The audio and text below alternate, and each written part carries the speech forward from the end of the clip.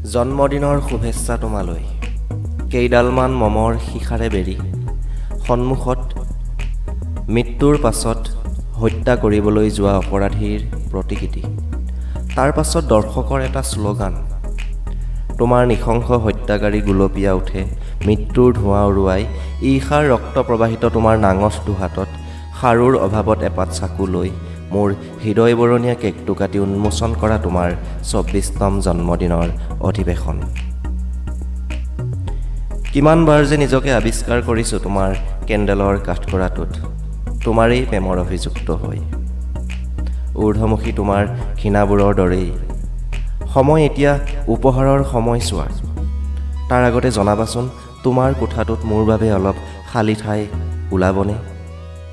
এজন প্ৰাক্তন প্ৰেমিকৰ পৰা ধাৰলৈ আনিছোঁ এটা বিষাদৰ সন্ধিয়া তোমাক দিবলৈ। নে ব্যস্ততা নেকি তোমাৰ বিখ্যাত উপাধিৰ বন্ধুবৰ্গৰ লগত?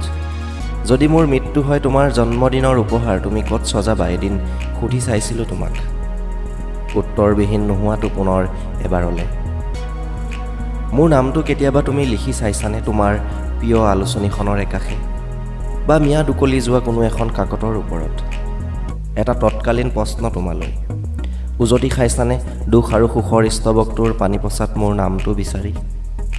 নে আকৌ ভাবা বগা কাগজত কলা হৈ ঘূৰি ফুৰা আখৰবোৰ কৰবাৰ?